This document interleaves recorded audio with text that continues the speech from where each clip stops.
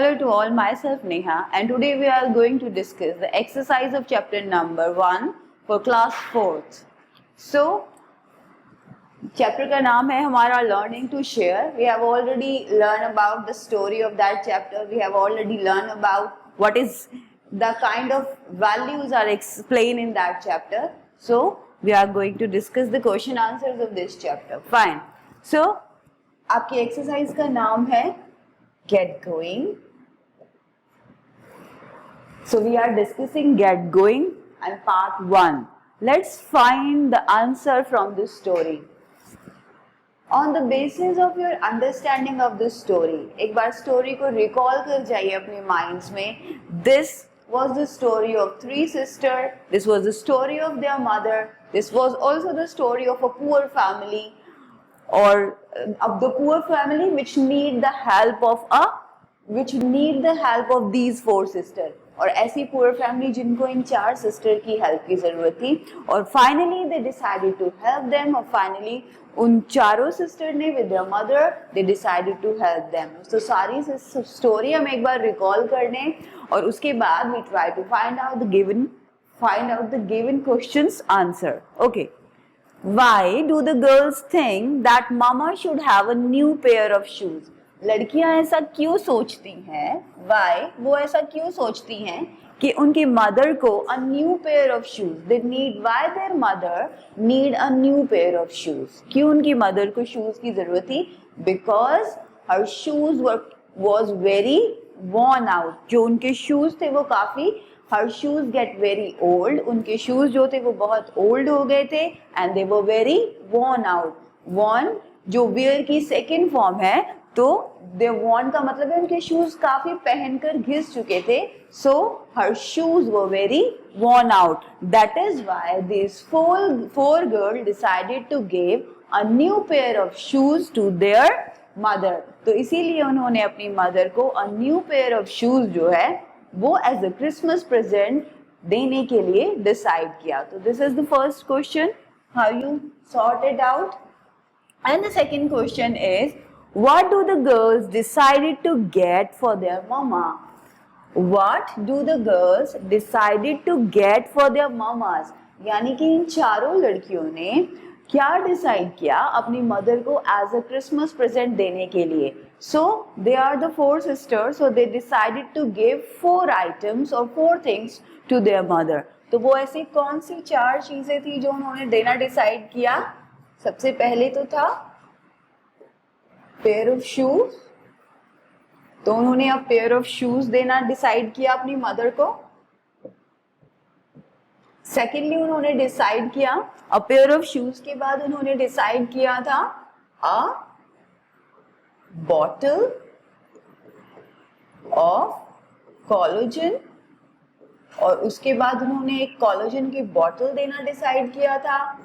a pair of gloves, और उसके बाद उन्होंने डिसाइड किया था क्या देना. लास्ट थिंग उन्होंने दिया था हैंडकरचीफ.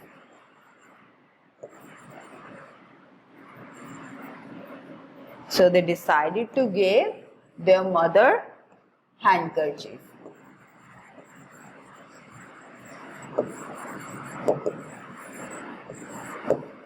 तो ये सारी वो 4 चीजें थी जो उन गर्ल्स ने अपनी मदर को देना डिसाइड किया था. So first a pair of shoes, उन्होंने a pair of shoes जो है they decided to give their mother.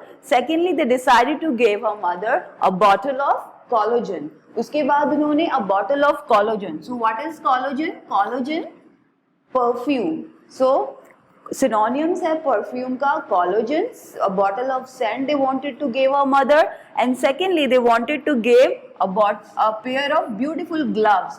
उसके बाद जो तीसरी चीज उन्होंने देना चाहा था that is a pair of beautiful gloves. तो एक बहुत सुंदर सा gloves का पेयर जो था वो अपनी मदर को देना चाहते थे. And fourth and last thing is lots of handkerchief. They want to give their mother lots of handkerchief. तो इस तरीके से ये सारी चीजें they wanted to give their mother.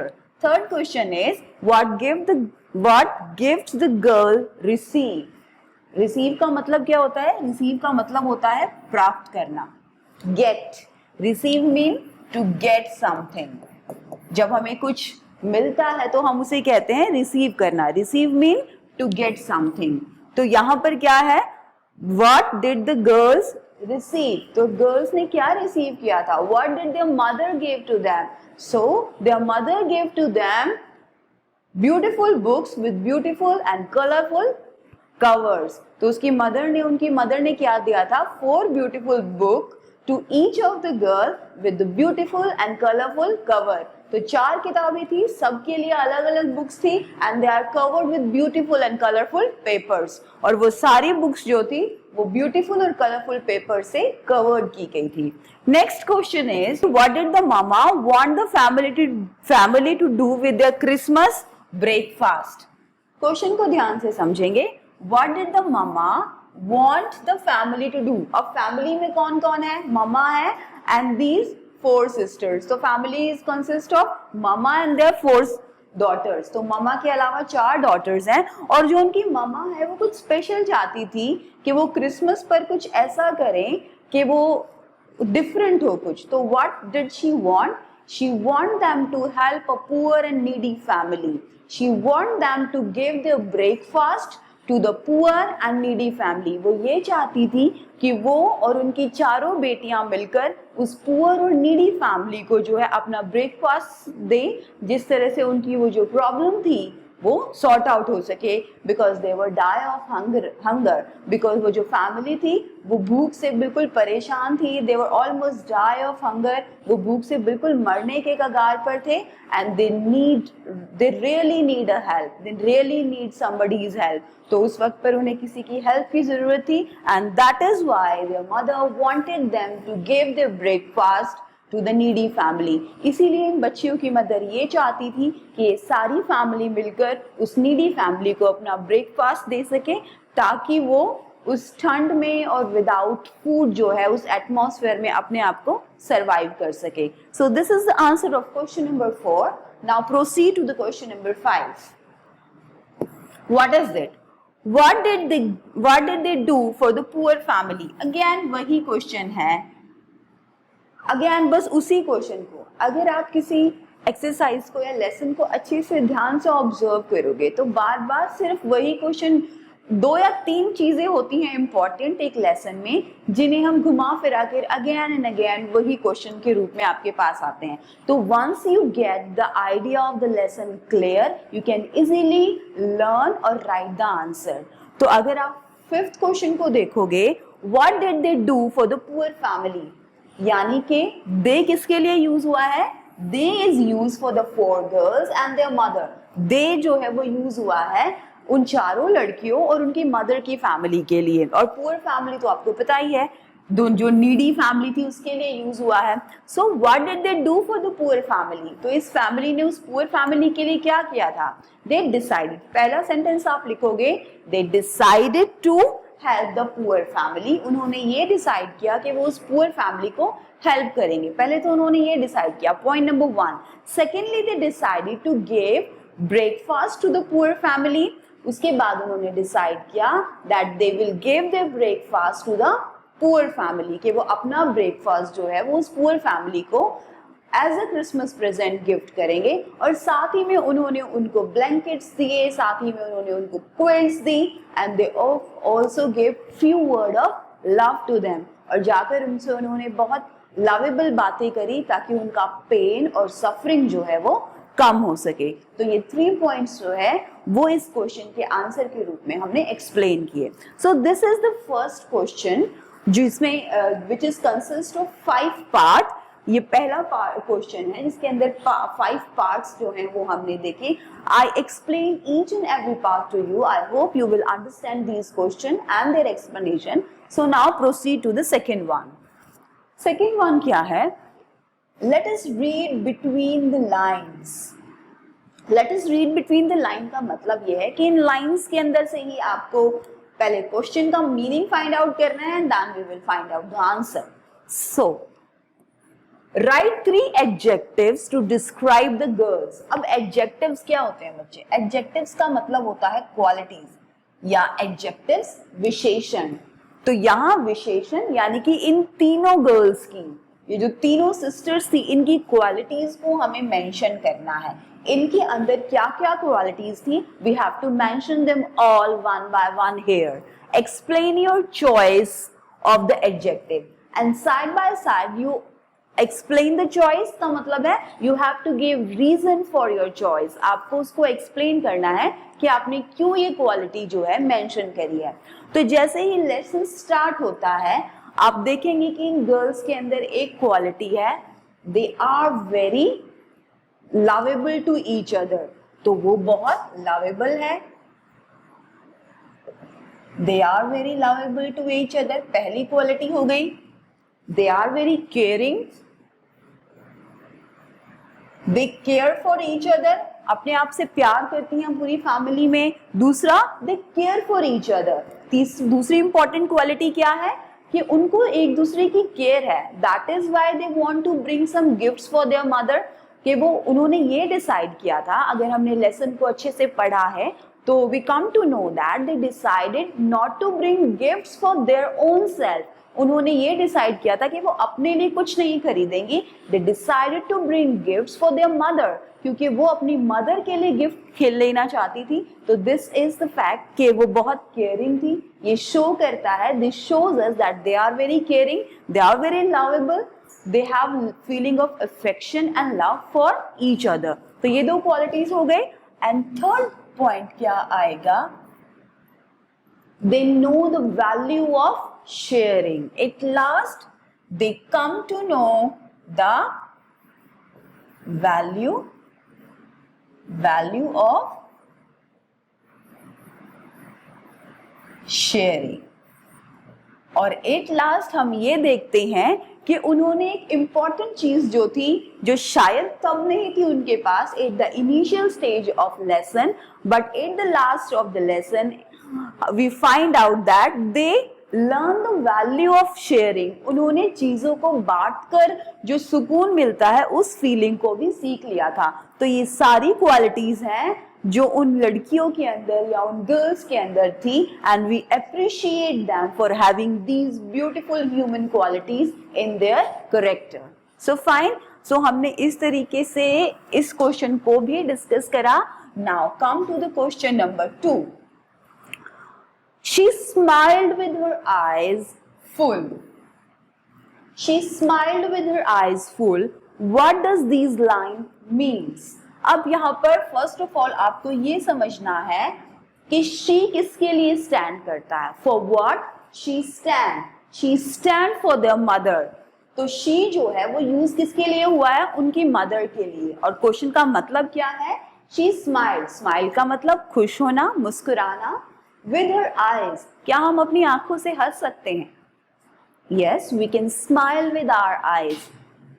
She smiled with her eyes full. यानी कि जब आप बहुत ज्यादा खुश हो जाते हो तब क्या होता है, जब आप बहुत ज्यादा दुखी होते हो then tears come into your eyes. आपकी आंखों में आंसू आते हैं।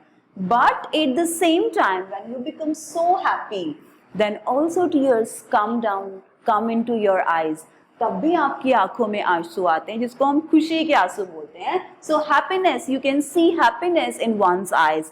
तो आप किसी की आंखों में हैप्पीनेस भी देख सकते हो, आप किसी की आंखों में एंगर भी देख सकते हो, and you can C also a pain in somebody's eyes. तो यहाँ क्वेश्चन ये है कि she smiled with her eyes full. What does this line mean? इस लाइन का मतलब क्या है? कब उनकी मदर की आंखों में जो है इमोशंस आ गए थे, आंसू आ गए थे? When these 4 girls gift their mother as a bottle of collagen, they present their mother with a beautiful pair of gloves. They also gave her a beautiful pair of slipper.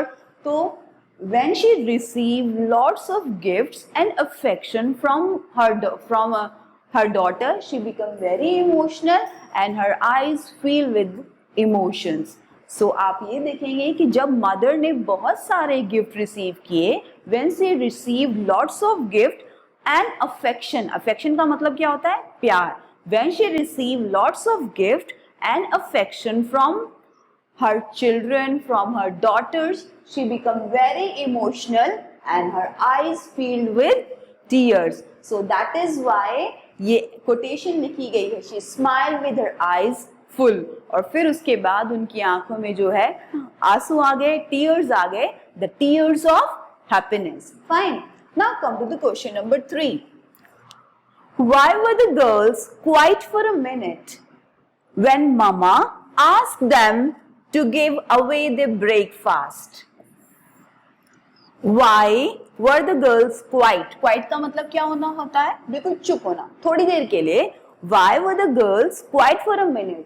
लड़कियां थोड़ी देर के लिए, एक क्षण के लिए बिल्कुल चुप हो गई. When Mama asked them to give away their breakfast. जब मदर ने उन्हें ये कहा कि आज तो तुम्हें अपना ब्रेकफास्ट जो है वो देना पड़ेगा किसी को. तो why they were not happy? Why they were quiet? हम quiet कब होते हैं? हम quiet तब होते हैं when we are not agree with something. जब हम किसी चीज को लेकर agree नहीं करते हैं, जब हम किसी चीज को लेकर सहमत नहीं होते हैं, हमारा मन नहीं करता उस चीज को मानने का, then we keep silence, then we keep quiet. तब हम चुप हो जाते हैं. And this is the main essence. And when their mother asked them to give their breakfast to the poor and needy family, they become sad. वो बिल्कुल उदास हो जाती हैं because they were very hungry at that time. क्योंकि उस वक्त वो बहुत ज्यादा भूखी थी. They want to eat something. और उसी समय मदर ने क्या कहा? That you should have the poor family, that you should have the needy family. And for that you have to give your breakfast to them. और आपको अगर उन पुअर और नीडी फैमिली की हेल्प करनी है तो आपको अपना ब्रेकफास्ट जो है वो उन्हें देना पड़ेगा. and it's make them feel quiet. और ये चीज होती है उनको सैड करती है and they remain quiet. So this is the answer of question number 3. Now come to the question number 4. Why does the poor lady call Mama and her girls angels? Angels कौन होती हैं? Angels हम कहते हैं फरिश्तों को. और फरिश्ते कौन होते हैं? वो those who help the poor and needy people. वो व्यक्ति जो पुअर को, नीडीज को, गरीबों को, जो जरूरतमंदों को हेल्प करता है, they are regarded as angels. उनको हम angels बोलते हैं. तो इस तरीके से अगर आप सोचो कि अगर angels वो होते हैं जो पुअर और नीडी को हेल्प करते हैं, तो इस लेसन में आप किसको angels कहोगे? क्या आप उन 3 बच्चियों को angels नहीं कहोगे? जो सिस्टर्स हैं, 4 सिस्टर्स हैं, क्या आप उनको एंजल्स नहीं कहोगे? क्या आप उनकी मदर को एंजल्स नहीं कहोगे? Because they tried and even they helped the poor and needy family, even they gave their own breakfast to them though they are very hungry. जबकि वो खुद बहुत भूखे थे, तभी भी उन्होंने अपना ब्रेकफास्ट जो है उस पुअर और नीडी फैमिली को दे दिया. तो indeed they are angels, indeed they are angels, और सचमुच वो फरिश्ते थे. तो आप पहले एक बार क्वेश्चन को समझते हैं फिर आंसर को. Why does the poor lady call Mama and her girl angels? उस पुअर लेडी ने those who were suffering from hunger, the lady who suffering from hunger, pain and cold, जो लेडी पेन से, hunger से और सर्दी से सफर कर रही थी जिसकी फैमिली, उस लेडी ने मदर को एंड दीज 4 गर्ल और इन चारों सिस्टर को क्यों एंजल्स कहा? सो इसका आंसर आप लिखेंगे पहले कि angels are who, those who help the poor and needy person.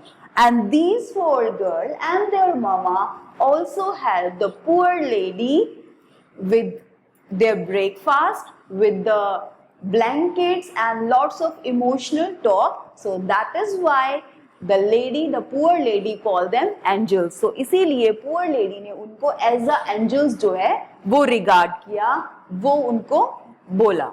So this is the answer of these 4 questions. I hope आपको स्टोरी के रीडिंग के बेसिस पर ये सारे क्वेश्चन जो है क्लियर हो गए होंगे. Now come to the part C or the section C. Let us go beyond the story. Go beyond the story का मतलब है स्टोरी से अलग पर्सपेक्टिव, आपका अपनी सोच क्या है. स्टोरी में जो मेंशन हुआ है वो तो हुआ है, स्टोरी से जो हमने लर्न किया है वो भी हमने सीख लिया है. But what is your own perspective, what is your own thinking about the situation, ये आपको mention करनी है. So first question is that how do you think the girls felt after helping the poor family? जब भी आप आपकी book के इस सेक्शन को डील करोगे, this section is related to your own thinking. ये सेक्शन जो है वो रिलेट करता है what do you think about the situation. आपकी क्या सोच है. तो ऐसे ही ये क्वेश्चन है, how do you think the girl felt after helping the poor family, कि आप क्या सोचते हो कि इन बच्चियों को कैसा फील हुआ होगा जब उन्होंने उस पुअर और नीडी फैमिली की हेल्प की होगी.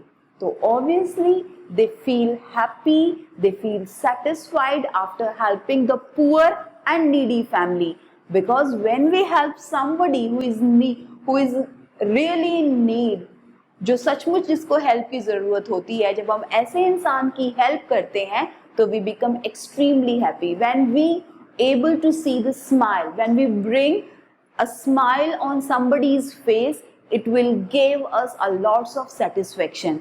जब हम किसी नीडी, जब हम किसी पुअर पर्सन के फेस पर हैप्पीनेस लाने में एबल होते हैं, सक्षम होते हैं, तब हमारे अंदर जो सेटिस्फेक्शन आता है, we can't describe that satisfaction in word.